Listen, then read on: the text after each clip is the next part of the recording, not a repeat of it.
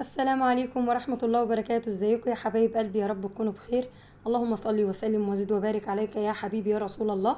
النهارده عملنا السوسيس بطريقة سهلة وبسيطة جدا، في 5 دقايق هتعمليه حرفيا. يلا نبدأ بسم الله. جبنا بصلة قطعتها سلايس، حطيت معلقتين زيت وشوحتها فيها. اول ما تدبل بنزل بقرنين فلفل حار او بارد اختياري، وبنزل بطماطمتين زي ما انتم شايفين مكعبات، وهقلب كل ده على نار عالية يا جماعة. زي ما شايفين حضراتكم انا عايزاهم يتشوحوا ويتبالوا بس مش اكتر. وبعد كده يا حبايب قلبي بجيب بقى معايا فصين توم، يعني يعتبر 3 4 فصوص توم كبار كده، وهقطعهم. انا مش عايزه برضو التوم يعني ياخد لون معايا، عايزاه يدبل بس وريحته تطلع. وبعد كده يا حبايب قلبي ببدأ ان انا بقى احط التوابل بتاعتي. هنبدأ بسم الله كده، احط معلقه كزبره والسبع بهارات وبابريكا، وطبعا رشة بسيطة من الشطة لو حابين، دي اختياري. وهحط يا حبايب قلبي برضو معايا بصل بودر وتوم بودر وملح طبعا، ومعلقة صغيرة من السكر. خدوا التوابل دي حرفيا هتخليه يروح في حتة تانية. طبعا انتوا عارفين السوسيس بيبقى مبهر، احنا هنحط حاجات بسيطة. وهنا رشة بسيطة من جوز الطيب على المعلقة اهي زي ما شايفين حضراتكم، يا دوبك بشرتها، معلش ما بانتش في الكاميرا. جوز الطيب حاجه بسيطه جدا خالص يا جماعه زي ما شايفين حضراتكم. وهقلب بقى كل الجمال ده مع بعضه، بس بعد ما احط الملح والسكر اهو. دي شويه مرقه دجاج فوريه، دي اختياري برضو للي حابب يحط. هقلبها بقى تقليبه حلوه كده يا حبايب قلبي، كل التوابل كده يعني تتشوح مع بعضها. البابريكا بقى عطت لون جميل جدا.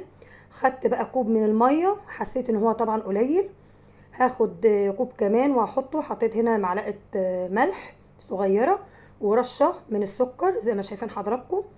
هقلب بقى كل الكلام ده مع بعضه كده، وهنزل بكوبايه ميه كمان اهو. زودت الكميه شويه كده. وبعد كده يا حبايب قلبي هنزل بقى عندي نص كيلو من السوسيس او الهوت دوج او السجق حسب ما انتم ما بتسموه، احنا هنا بنسميه سوسيس. تمام يا حبايب قلبي. خدته كده قطعته طرنشات زي ما شايفين حضراتكم، اختياري، حابه تحطيه سليم براحتك، عايزه تقطعيه مكعبات بطرنشات سلايس اللي يعجبك. تمام يا حبايبي. هقلب بقى التتبيله كده مع بعضها مع الخلطه دي، وهسيبها برضو على نار عاليه بالظبط 5 دقايق، ما خدتش معايا اكتر من كده والله. زي ما شايفين حضراتكم بدأت تتشرب الصوص بتاعها، وطعمه تحفة وريحته قلبت البيت حرفيا. جربوه هيعجبكم جدا. تعملوه بمكرونة، تعملوه في البشاميل، او مكرونة بصلصة، طواجن، حابين ان انتوا تعملوا سندوتشات، اوكي مفيش اي مشاكل، في عيش فينو او بلدي. حابين ان انتوا يعني تعملوا بيه بيتزا، اوكي مفيش مشاكل.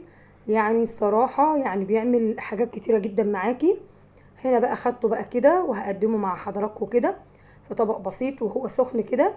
اغرفي وسيبي فيه حبة صوص بسيطة كده، بيدي طعم جميل جدا. هو كل ما بيقعد في الصوص بتاعه بيتشربه وبيبقى جميل جدا. فانا بسيب فيه حبة بسيطة من الصوص، ما يعني ما بخلوش ينشف على الاخر عشان يبقى جوسي كده معايا وطعمه جميل.